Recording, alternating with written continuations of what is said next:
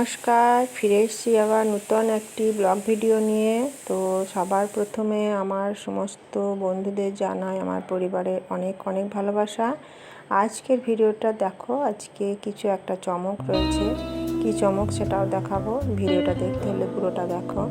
তো এখন আমার প্রথমে ছাদ বাগানের কাজ, রবিবার মানে সকাল থেকে একটু রান্না বান্না থাকে না, ওই জন্য একটু ছাদে একটু কাজ করি। তো এখন তো জুলাই মাস চলে এসেছে, জুলাই মাসের আজকে 13 তারিখ হয়েই গেল।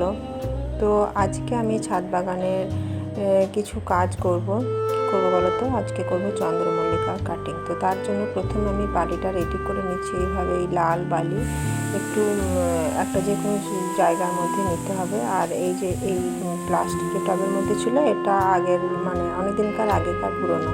তো তারপর আমার চন্দ্রমল্লিকা ছাদ বাগানে অনেক ভ্যারাইটিজের আছে, মোটামুটি 70 থেকে 75টা ভ্যারাইটিজের চন্দ্রমল্লিকা রয়েছে। আমার গত বছরের পুরনো ভিডিও দেখে তোমরা দেখতে পারো যে হ্যাঁ, চন্দ্রমল্লিকা কতটা হয় আমার ছাদে। তো এবার চন্দ্রমল্লিকার গাছগুলোর একটু কাটিং করব। সেই জন্য সমস্ত গাছগুলোর যে গাছের একই ধরনের গাছ বাদ দিয়ে যে সমস্ত আলাদা আলাদা ভ্যারাইটিসের গাছ রয়েছে, সেই সমস্ত গাছের ডগাগুলো এভাবে একটু করে কেটে নিচ্ছি। সমস্ত গাছ থেকে একটু একটু করে কেটে নিচ্ছি। আর তারপর কিভাবে কি করি চলো সমস্তটা তোমাদের সাথে শেয়ার করবো, ভিডিওটা দেখো। আর তারপর সারাদিন কি করলাম, বিকালে কোথায় গেলাম, কি করলাম, সমস্তটাই তোমাদের সাথে আজকে তুলে ধরার চেষ্টা করবো। তো চলো ভিডিওটা দেখতে থাকো। আর সেই সঙ্গে আমার যারা নতুন বন্ধু রয়েছে তাদেরকে আমার চ্যানেলে, আমার পরিবারে সুস্বাগত, অনেক ভালোবাসা জানাই। আর পুরনো বন্ধুরা যারা আমার সবসময় পাশে রয়েছে, তোমাদের জন্য আমার নতুন নতুন ভিডিও বানানো আগ্রহ যাবে। তোমাদেরকে তো রইল অনেক অনেক ভালোবাসা, অনেক শুভেচ্ছা। আর তোমাদের জন্য রইল অনেক স্নেহাশিস। তো চলো এই এক এক করে আমাদের চন্দ্রমল্লিকাগুলো একটু একটু করে সমস্ত রকমের ভ্যারাইটিস থেকে একটু তুলে নিচ্ছি। মাদার গাছ, আমার ছাদে তো প্রচুর চন্দ্রমল্লিকা চাষ হয়, তোমরা 1 বছর আগেকার আমার ভিডিও দেখে আসতে পারো। তো এখন সমস্ত গাছগুলো থেকে একটু একটু করে চন্দ্রমল্লিকা কেটে নেওয়া হচ্ছে।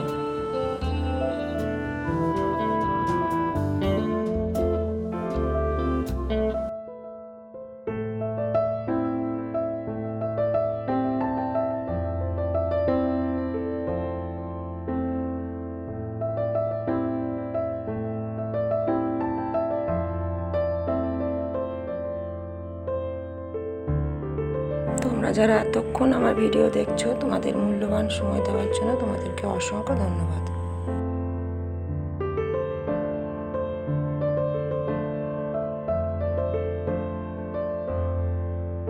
এখন আমার মাদার চন্দ্রমল্লিকা থেকে যতগুলো গাছ ছিল, সমস্ত গাছ থেকে একটু একটু করে আমার ওই ডগা কাটা হয়ে গেছে মাথার দিকটা। ঠিক এইভাবে তোমরা যাদের যাদের চন্দ্রমল্লিকা মাদার থেকে করতে চাও তারা এইভাবে কেটে নেবে।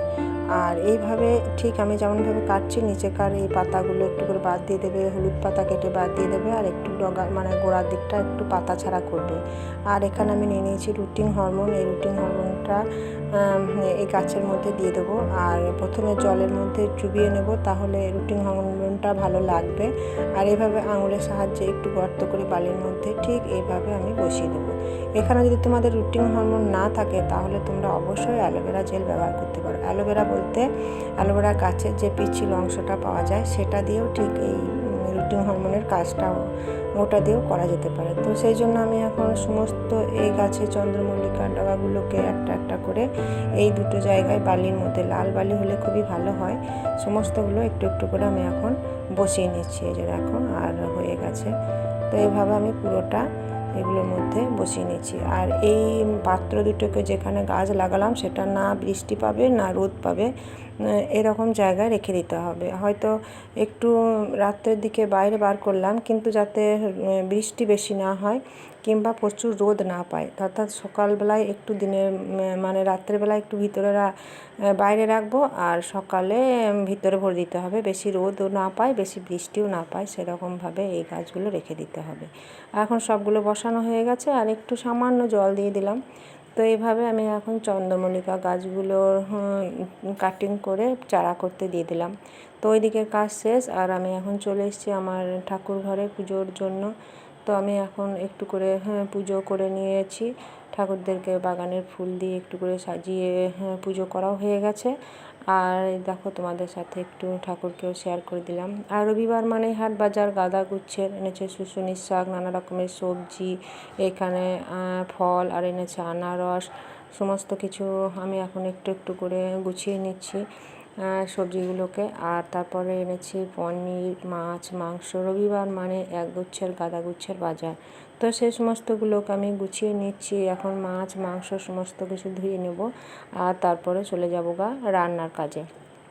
তো আজকে রান্না অল্পই হয়েছিল মটরের ডাল, একটু শুশুনির শাক আর মাছ ভাজা পেঁয়াজ দিয়ে। আমি তো চিকেন খাই না, তোমরা যারা আমার ভিডিও দেখো তারা অবশ্যই জানো। সেই জন্য এদিকে হচ্ছে চিকেনের মধ্যে একটু আলু ভাজা দিয়ে দিয়েছি, আর দিয়ে দিয়েছি গোটা পেঁয়াজ। এটা ভালো লাগে খেতে বলে। আর তারপরে ধনেপাতা দিয়ে নামিয়ে দেবো। আর ওইদিকে তো আমার জন্য মাছ, পেঁয়াজ ভাজা, ডাল, শুশুনির শাক এই সমস্ত কিছু রয়েছে। একবেলা ভাত ওইটুকুই যথেষ্ট। রাত্রে তো আবার রুটি মাংস খাবে ওরা। তো যাই হোক, এখন ওইদিকে খাওয়া শেষ হয়ে গেছে, আর আমি এখন রেডি হয়ে নিয়েছি। খুব তাড়াতাড়ি আজকে কাজগুলো সেরে নিচ্ছি, কারণ আজকে একটা উদ্দেশ্য আছে। চলো কি করি দেখো। আজকে চলে এসেছি প্রাঙ্গণ মার্কেটে, একটা জিনিস কিনবো। সেই জিনিসটা কি বলো তো, তোমরা আন্দাজ করতে পারছো নিশ্চয়। তো রবিবারের বাজার, ভীষণই ভিড়। আমরা গুটি গুটি পায়ে একটা দোকানের মধ্যে এলাম। এই দোকানটা গৌরী। তো আজকের বিষয় হলো আমি ফোন কিনেছি। হ্যাঁ, আমি কথা দিয়েছিলাম যে আমার 1K সাবস্ক্রাইবার পূরণ হলে আমি একটা নতুন ফোন নেব। তো সেই উদ্দেশ্যে চলে এসেছি। আর এই যে দেখো এই ফোনটা হলো গিয়ে ভিভো 21। তো এর প্রাইসটা ছিল 20,999। তো একটু কমই নিয়েছিল, ওই 20,000 মতো নিয়েছিল। তো ফোনটা বেশ ভালোই লাগলো, ছবি টবিগুলো। আর ফোনের দাম এখন প্রচুর বাড়ছে, বলছে কি এই ফোনগুলো কিছুদিন পরে 30,000 দাম হয়ে যাবে। তো যাই হোক, এটা আমার পছন্দ হলো, আমার তো ভিডিও বানানোর জন্যই। তো দেখে নাও বন্ধুরা ফোনটা কেমন হয়েছে। এই যে ফোনটা, উপরটা কালো রং নয়, একটু নেভি ব্লু কালারের। আর একটা সাদা মডেলের ছিল, কিন্তু সবসময় ব্যবহার করতে গিয়ে সাদা রং তো খুবই ভালো লাগছিল দেখে, কিন্তু তার যত্ন করাটাও মানে কঠিন আছে।